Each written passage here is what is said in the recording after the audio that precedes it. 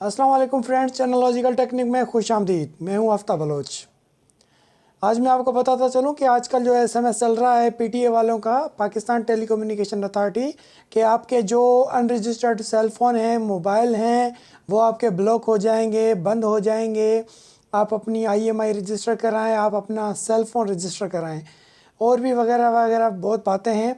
तो मैं आपको ये चीज़ बताता चलूँ कि ये फ़ोन बंद नहीं होंगे।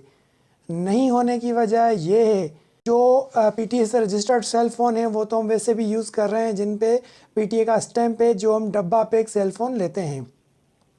बाकी रही बात उन सेल फ़ोन्स की जिनका आईएमई चेंज है, या जो हमें बाहर के कंट्रीज़ के सेट्स आते हैं जो एज अ किट कहलाते हैं, बाहर के मोबाइल्स और सेल फ़ोन आते हैं, उनकी आईएमई रजिस्टर्ड नहीं होती पाकिस्तान में।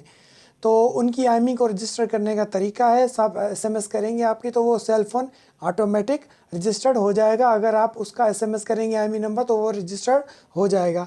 अगर आप एसएमएस नहीं कर रहे तो 20 अक्टूबर के बाद आपके उस सेल फ़ोन के अंदर जो भी सिम लगी हुई है और आपका सेल फ़ोन ऑन है, तो आपका वो सेल फ़ोन ऑटोमेटिक उसी सिम पे रजिस्टर्ड हो जाएगा। आपको करने की ज़रूरत नहीं है, मतलब कि आपका सेल फ़ोन वो भी बंद नहीं होगा। बाकी आपका जो सेल फ़ोन बंद होगा, अब मैं आपको पता चलूँ कौन कौन से सेल फ़ोन बंद होंगे।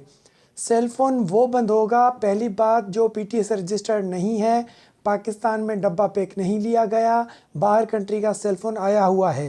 पहली बात तो वो सेल फ़ोन। दूसरी बात, उसी सेल फ़ोन में वो बंद होगा जो आपका सेल फ़ोन ऑफ होगा, या मतलब यानी कि बंद होगा, उसमें कोई सिम लगी हुई नहीं होगी, वो रनिंग में नहीं होगा, तो आपका वो मोबाइल वो ऑफ हो जाएगा, उसका आईएमई पीटीए वाले ब्लॉक कर देंगे। मकसद वो पाकिस्तान में वो सेल फ़ोन यूज़ नहीं हो सकेगा, उसमें कोई भी सिम नहीं चलेगी।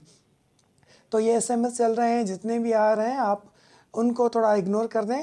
आप अपना सेल फ़ोन रजिस्टर करवाएं तो वो अच्छी बात है, अगर नहीं करवाएंगे तो ऑटो रजिस्टर्ड हो जाएगा जो उसमें सिम लगी हुई होगी।